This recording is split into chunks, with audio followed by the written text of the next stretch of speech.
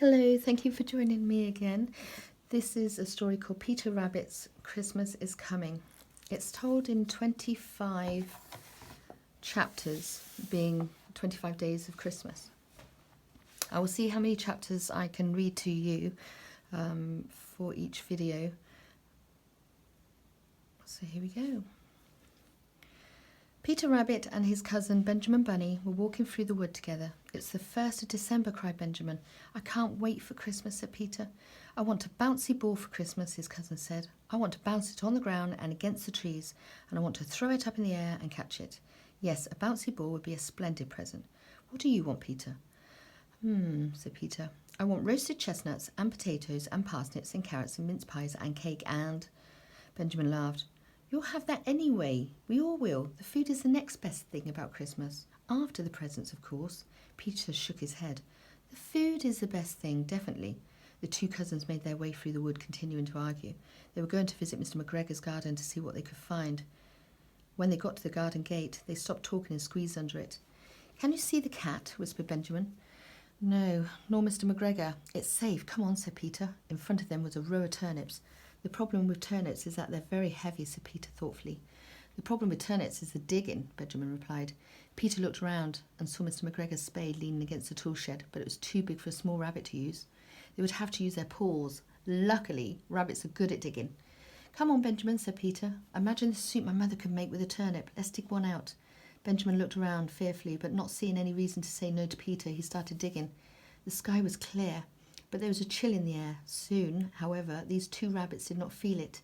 They had their heads down and their paws in the soil, and their little tails were bobbing about as they cleared the earth around the turnip.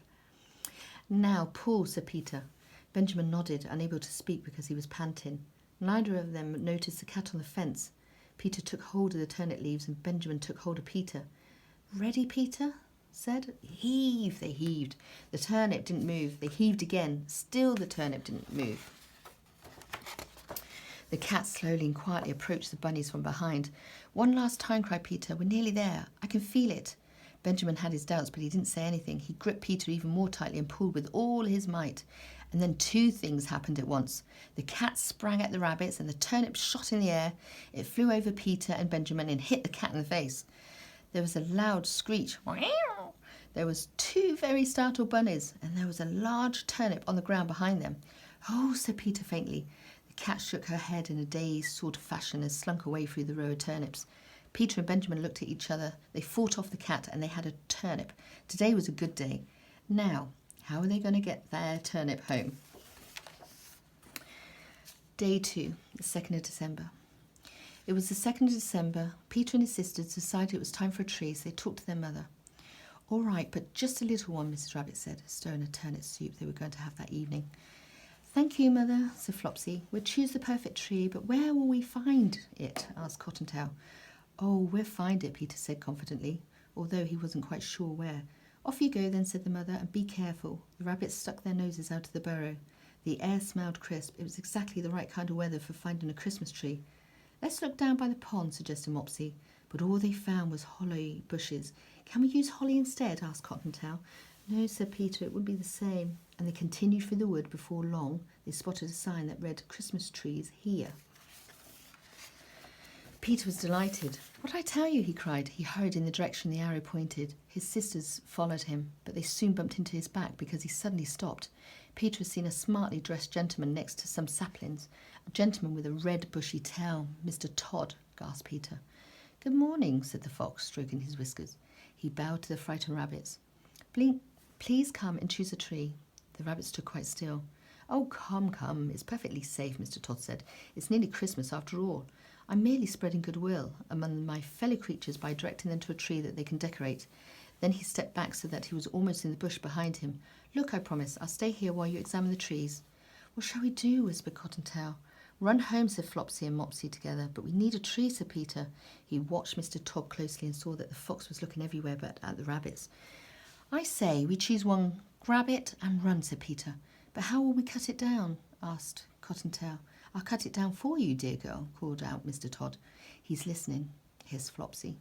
But Peter was feeling brave. He spotted a little fir tree that was only just taller than him. It was perfect. Please cut that one down, he shouted, pointing at it. Mr. Todd smiled, then picked up an axe from the ground and swung it at the sapling. The tree toppled over easily. Do come and claim it, he said, beckoning to the rabbits. They scampered over and grasped the sapling. We'll have to carry it home, Peter said, taking hold of the top of the tree and getting a lot of needles in his face. You, others, you pick up the trunk. Peter felt the tree rise in the air, but when he tried to walk forward with it, he couldn't move. Peter, shrieked Flopsy. He's got me. Peter looked round and saw with horror that Mr. Todd was holding on to Flopsy's tail. They were caught. Terribly sorry, Mr. Todd said, licking his lips, but I needed some payment. Poor Flopsy looked awfully scared. Peter dropped his end of the tree and then he had an idea. He quickly whispered in the other's ears. A moment later, they all ran around behind Mr. Todd. Ow, ow, Mr. Todd cried, letting go of Flopsy and leaping about. What's happening?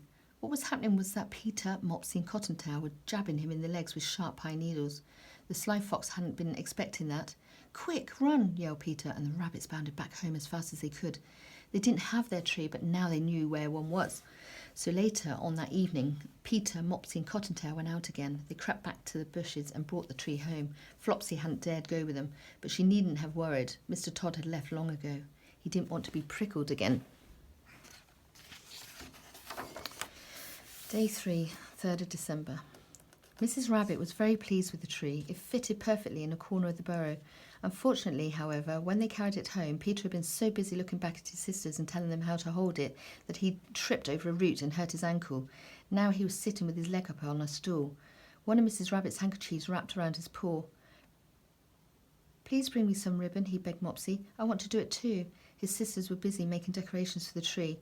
Mrs. Rabbit had found some ribbon, and Flopsy, Mopsy and Cottontail were tying bows round some of the branches.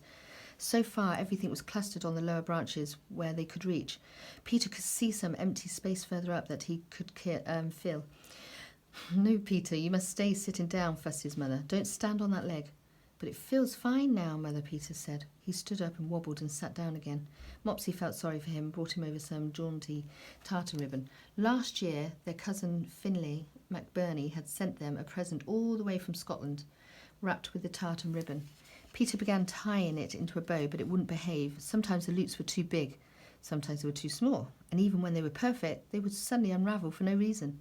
He looked at his sister's bows and sighed loudly. Would you like me to help you, Peter? Cottontail asked kindly. No, he said crossly. I'm not going to do bows anyway. I'm going to make pine cones. And he scrunched his piece of ribbon up into a ball. Won't that just look like a lump? Asked Cottontail. It's a pine cone, Peter said firmly, getting up and hopping over to a tree. Balancing on one leg while stretching up to put ribbon pine cones on the tree was tricky, especially when they kept falling off. Peter was getting very hot. My bows, Flopsy cried as a particular large, lumpy clump of ribbon fell and knocked some bows off the tree. Oh, snapped Peter, that's loads of them anyway. Peter, said his mother. Be kind, and she bustled off to the far corner of the burrow to change the bed linen. I need something to stick them on with, Peter said. I know how to make glue, cried Mopsy. We just need to mix flour and water together. So Peter and Mopsy made some sticky glue. Then Peter hopped back to the tree and began sticking his pine cones to the branches. But as he reached up high, he wobbled onto his good leg, and before he knew it, he was toppling over. His bowl of glue flew up into the air, then came crashing down to the floor.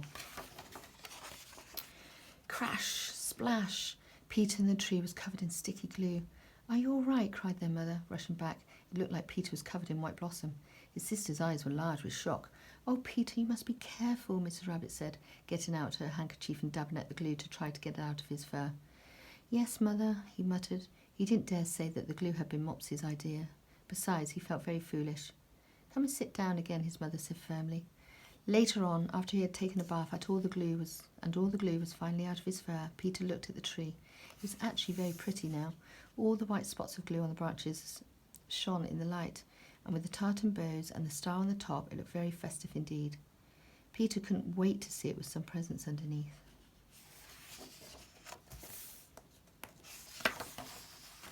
Day 4, 4th of December.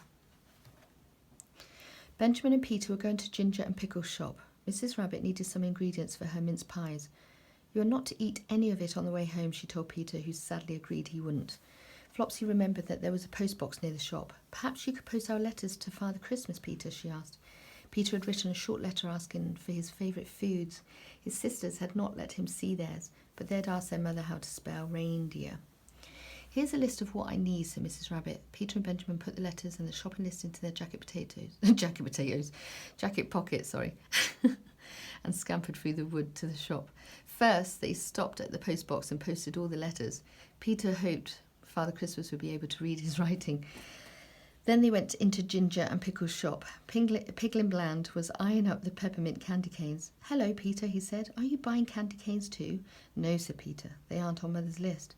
He put his hand in his pocket and pulled out the list to check what his mother wanted to buy. But, oh no. "Benjamin," Peter said, "I've posted Mother's list by mistake." Benjamin gasped in horror. "Why don't we see if we can get it back?" Piglin suggested.